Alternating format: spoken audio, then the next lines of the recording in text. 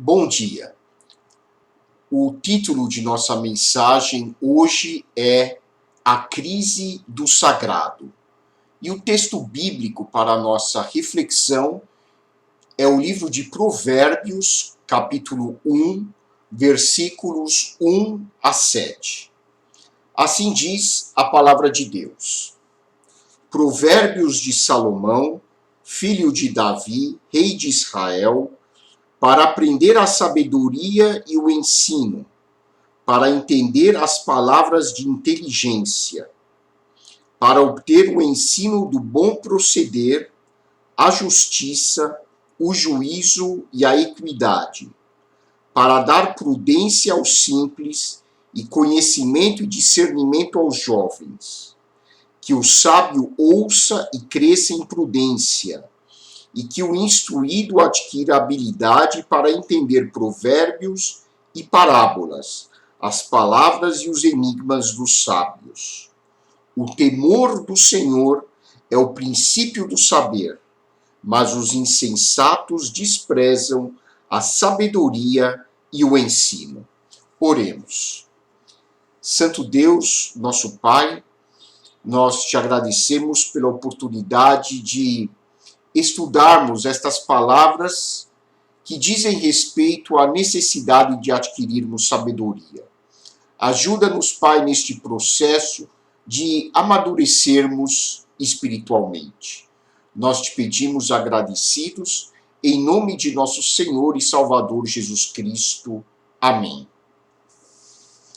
Há alguns anos, tive a oportunidade de participar de uma conferência com o Dr. Amit Goswami, aqui em uma faculdade de São Paulo. Amit Goswami é um professor de física quântica e considerado uma das maiores autoridades no assunto.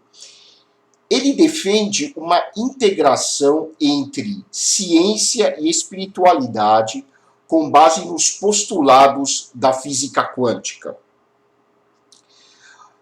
Atualmente, muitas faculdades de medicina e outras instituições ligadas ao exercício das áreas da saúde já incorporaram a espiritualidade em seus currículos.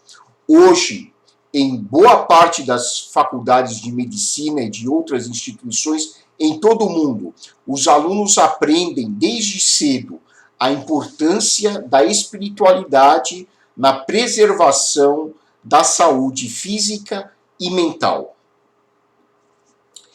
Ao final da aula, eu perguntei ao Dr. Amit, na opinião dele, havia algum lugar no futuro para a existência das religiões, uma vez que hoje a espiritualidade está sendo cada vez mais incorporada à ciência? Então eu fiz a ele essa pergunta. E ele, com muita sabedoria, respondeu que sim. E ele explicou que a religião, as religiões em geral, representam as tradições culturais e históricas que tem por objetivo transmitir os valores éticos e sagrados para as gerações posteriores. E ele enfatizou que, do ponto de vista dele, a ciência jamais poderá ocupar esse papel. A ciência consegue transmitir informações e, geralmente, são informações muito importantes. Mas a ciência não pode formar o caráter das pessoas. Esse papel compete à família e às instituições religiosas. Claro que as instituições religiosas são falhas, porque são constituídas de seres humanos. Porém, se não houver instituições religiosas, se não houver as religiões, dificilmente nós vamos conseguir transmitir valores éticos, valores espirituais para a geração dos nossos filhos e assim por diante. Por isso, as religiões são fundamentais. Com base nisso, é sempre importante haver um diálogo aberto e respeitoso entre ciência e religião. É importante que os cientistas tenham a sua mente aberta ao posicionamento dos teólogos. E é importante que a teologia, por sua vez, esteja permeável às colocações dos cientistas. Ciência e religião, ciência e espiritualidade precisam caminhar lado a lado para que a nossa sociedade possa usufruir dos benefícios de ambas estas dimensões da experiência humana. Hoje, especialmente no Ocidente, nós assistimos a uma crescente onda de niilismo espiritual, de negação do sagrado, de ridicularização de tudo aquilo que tem a ver com valores transcendentes, com valores religiosos, com valores ligados à espiritualidade. O que acontece é que os jovens estão cada vez mais imersos em uma cultura tecnológica, uma cultura científica que, infelizmente, acaba abafando, às vezes, o lado espiritual das pessoas. E os nossos jovens, até porque precisam sobreviver no mercado profissional, acabam ocupando tanto tempo de suas vidas para ganhar dinheiro, para trabalhar e para aprimorar o seu conhecimento científico, o seu conhecimento tecnológico, que estão deixando em segundo plano o lado espiritual de suas vidas.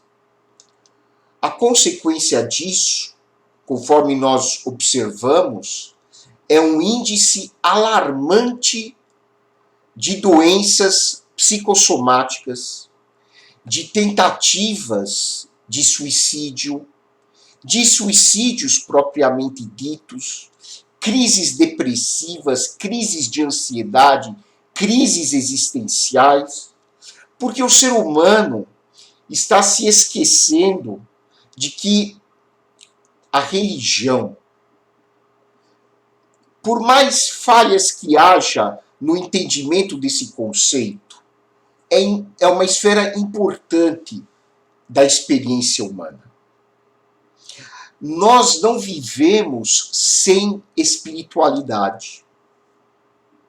Nós adoecemos quando nos alienamos de nossa essência interior, onde Deus, onde o sagrado habita.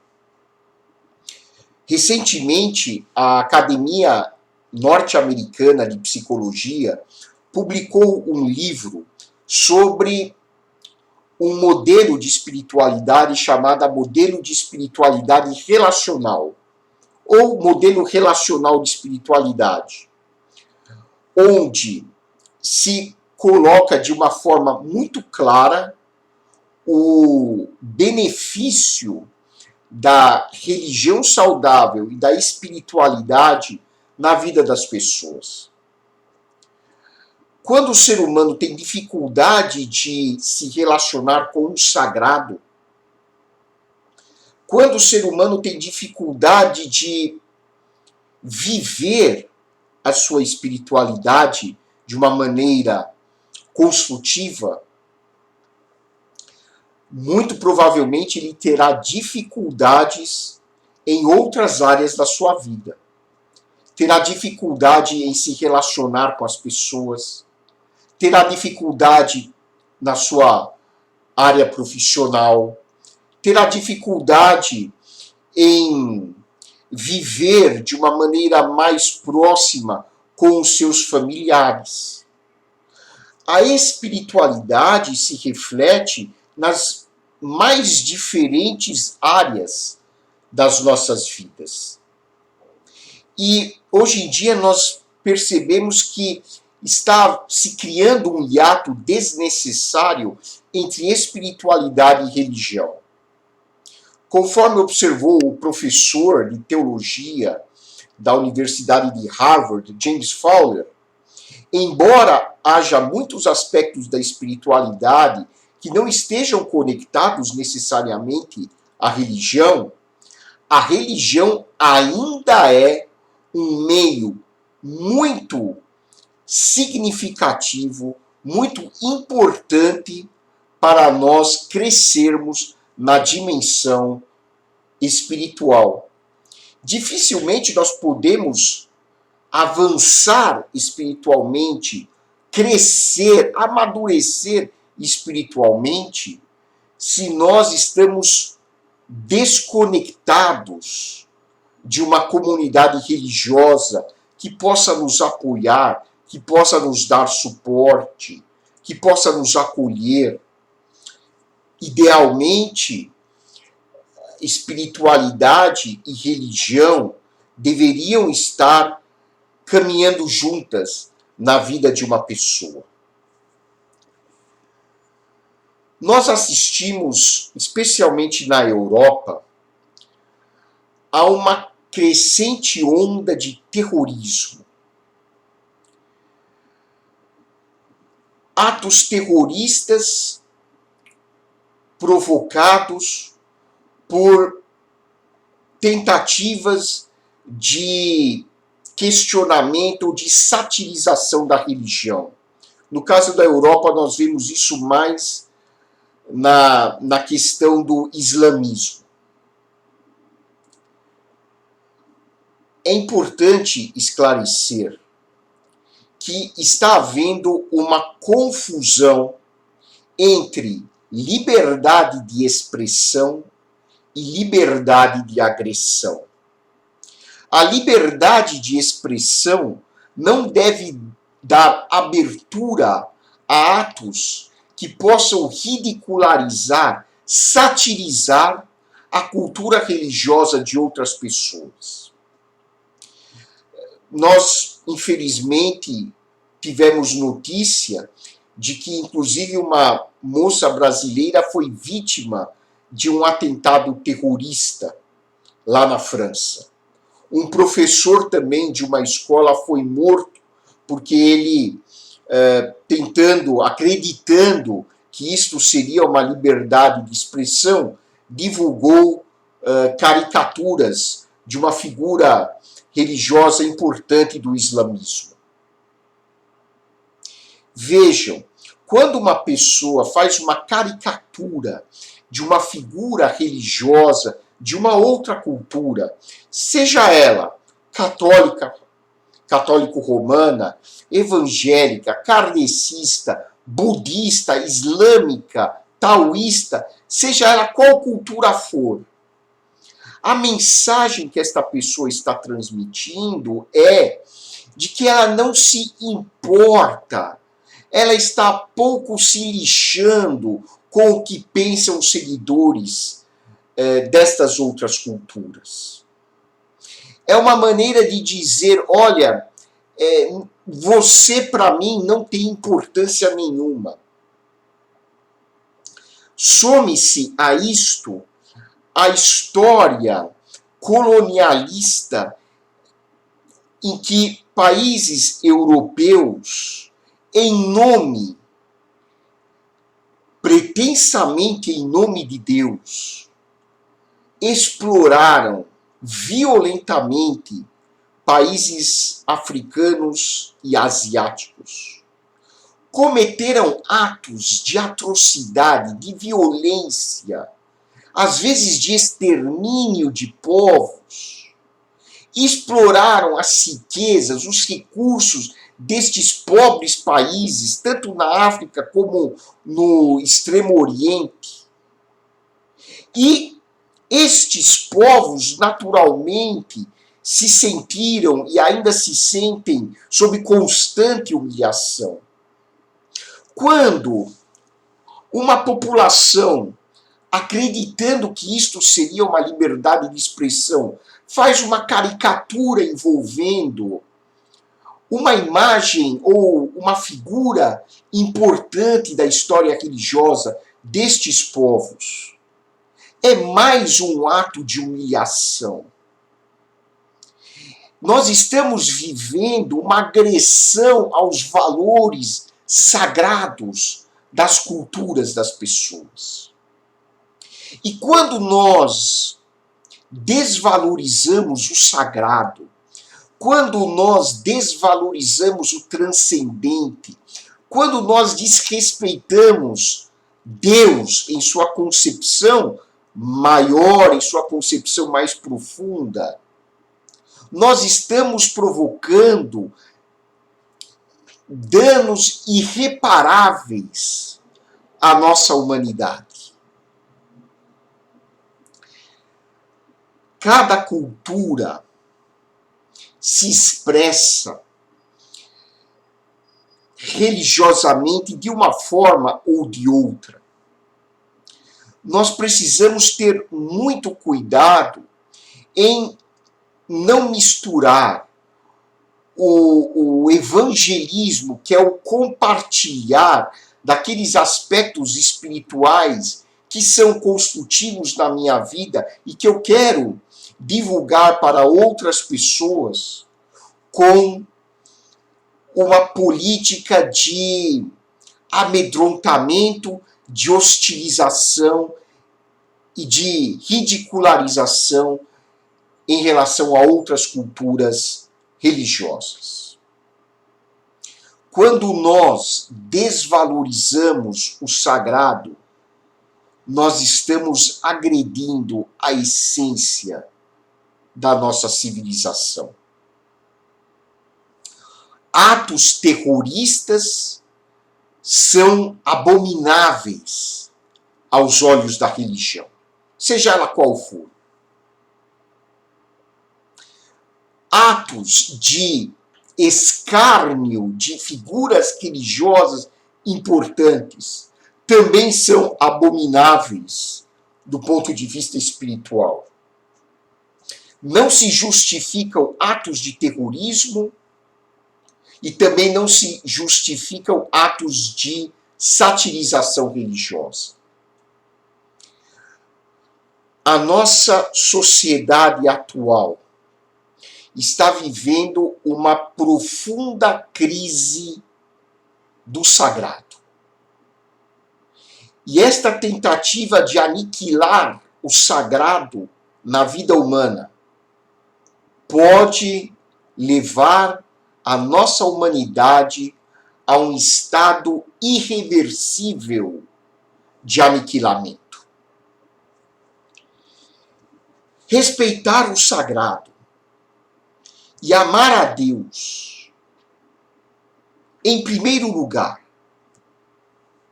representam os princípios básicos de uma vida espiritual saudável. Por que é importante nós cultivarmos o sagrado? O autor do livro de Provérbios expõe as razões para isso. E o primeiro motivo pelo qual é importante nós valorizarmos o sagrado, valorizarmos Deus em nossas vidas, é porque valorizar o sagrado nos traz sabedoria. O autor do livro de Provérbios, no capítulo 1, versículo 7, diz assim: o temor do Senhor é o princípio do saber, mas os insensatos desprezam a sabedoria e o ensino. Aqui, duas considerações precisam ser feitas. Primeiro, a palavra temor não significa ter medo de. É uma metáfora que implica profunda reverência. Ou seja, o conceito do sagrado, Deus, a transcendência, devem produzir em mim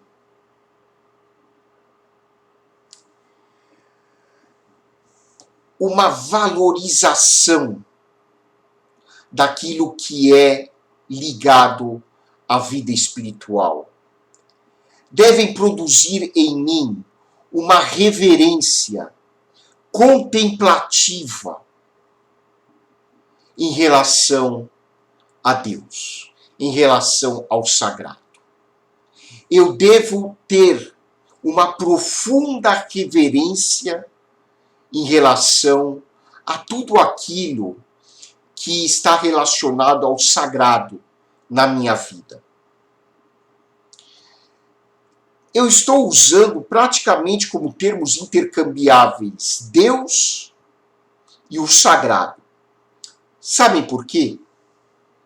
Porque a expressão Deus foi tão deturpada, distorcida, teve o seu significado tão contaminado ao longo da história das religiões, que hoje muitas pessoas têm medo de Deus, ou medo de acreditar em Deus, ou têm uma profunda resistência a aceitar a existência de Deus. Existem, inclusive, pessoas bastante espirituais que se declaram ateístas. Mas, na verdade, o Deus em que estas pessoas não acreditam não tem nada a ver com o Deus revelado na Bíblia, especialmente com o Deus que se revelou através de Jesus Cristo. Por isso eu estou usando às vezes o termo sagrado, ou às vezes uso o termo transcendência. Porque a palavra Deus já causou reação alérgica em muitas pessoas. Ao longo da história, milhares e milhares de pessoas foram escravizadas, oprimidas, exploradas e mortas em nome de um falso Deus. Hoje, os cristãos e outros povos falam muito do terrorismo islâmico, mas é importante que se esclareça que, ao longo do período da Inquisição e do colonialismo europeu praticado na África e no Oriente, morreram mais pessoas em nome de Deus do que as vítimas da Segunda Grande Guerra. Os assim chamados cristãos mataram ao longo da história muito mais gente do que os adeptos de outras religiões. E é por isso que hoje na Europa as igrejas cristãs estão virando museus e boates, porque o cristianismo entrou em descrédito nos países europeus. A reverência ao sagrado, a reverência a Deus, a contemplação de Deus nas nossas vidas produz a verdadeira sabedoria. E nós podemos usar como modelo a figura histórica de Jesus Cristo. Porque a Bíblia nos apresenta Jesus Cristo como o modelo supremo de uma pessoa que integrou perfeitamente a consciência de Deus em sua vida com a sua humanidade.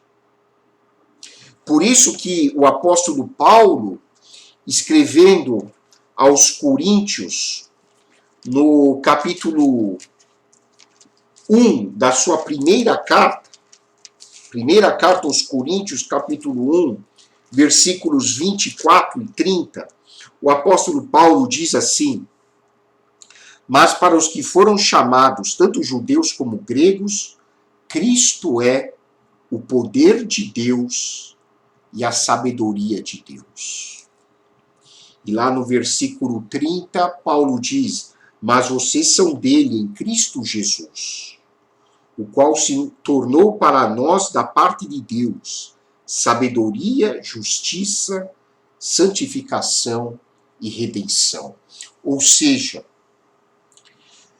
Jesus Cristo é para nós o modelo perfeito do homem sábio, do homem justo, do homem piedoso, do homem poderoso na boa acepção do termo.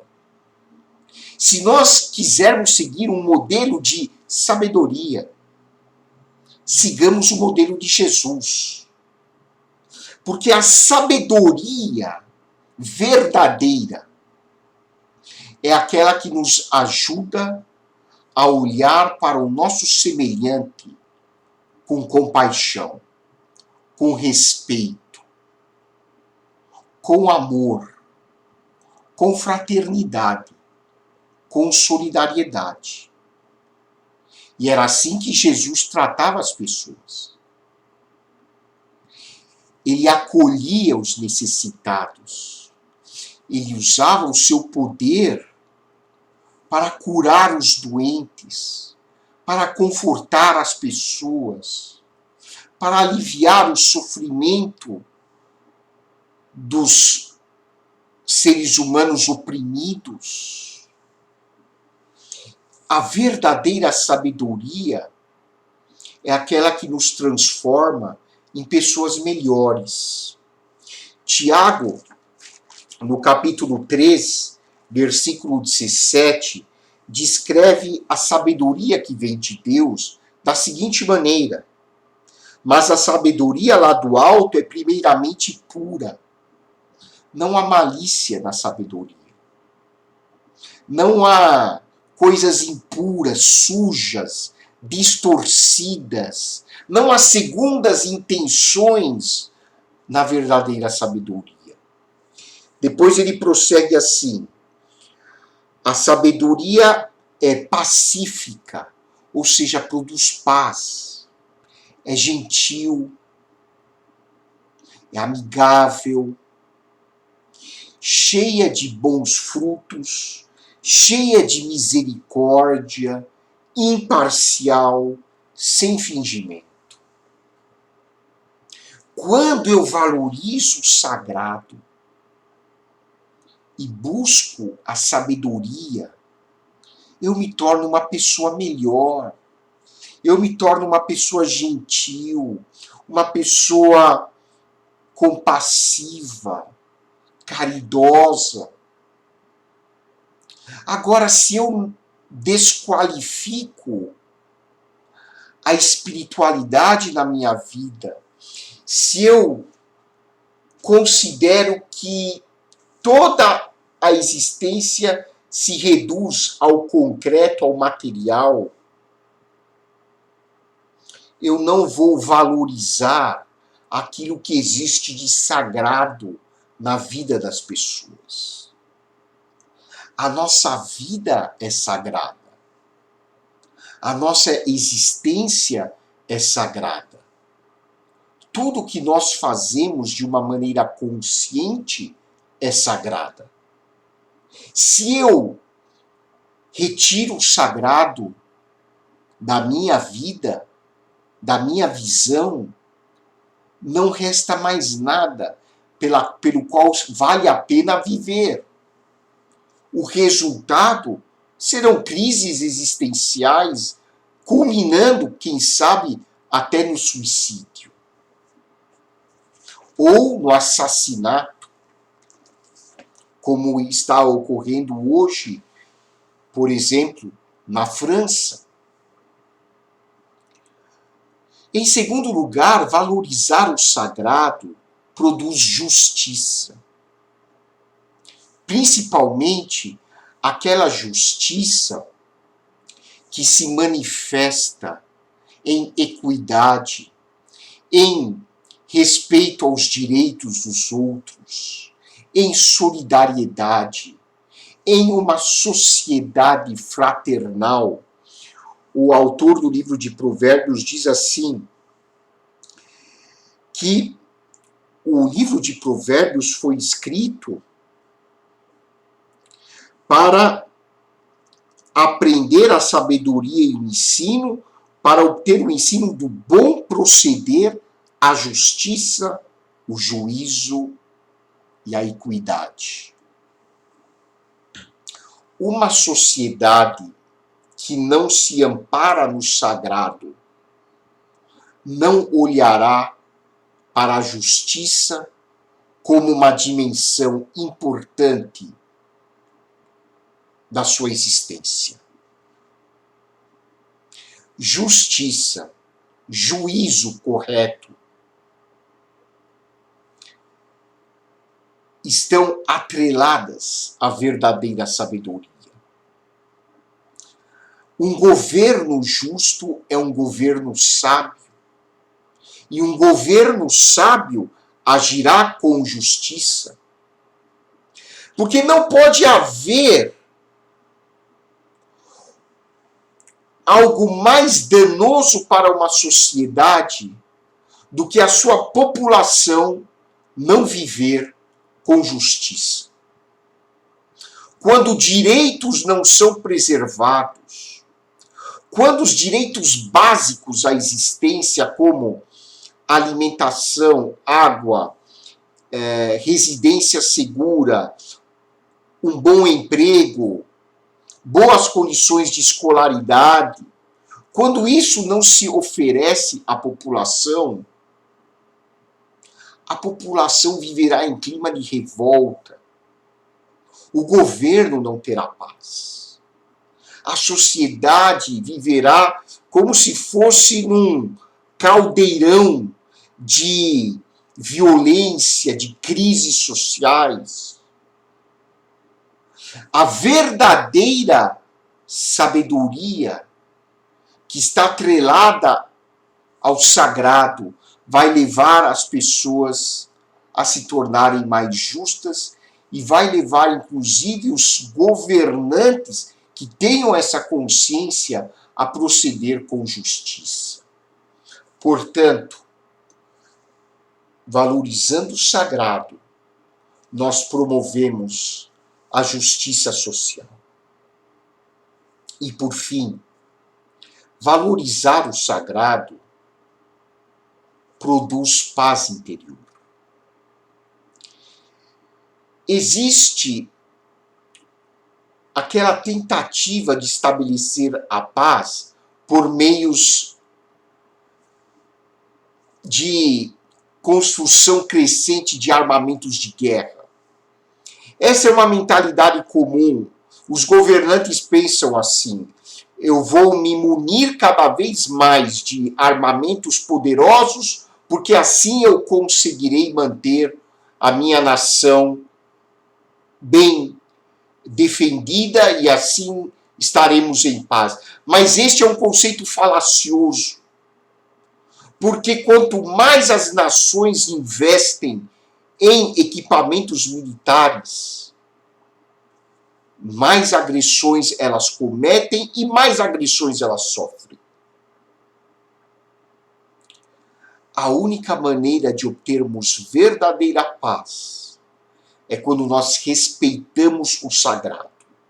Porque quando eu respeito o sagrado na minha vida, eu respeito o sagrado na sua vida. Eu respeito Deus na minha vida, eu respeito Deus na sua vida.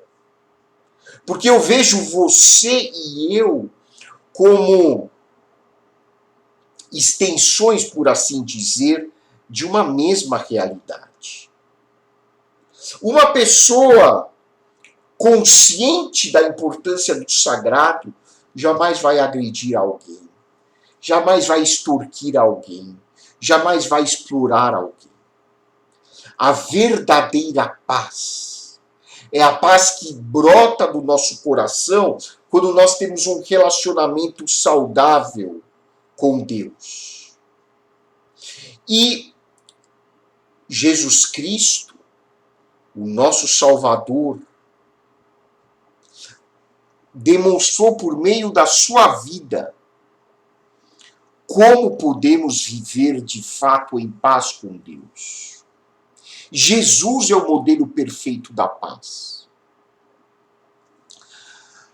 Quando estavam crucificando o Filho de Deus, ele tinha poder para descer daquela cruz.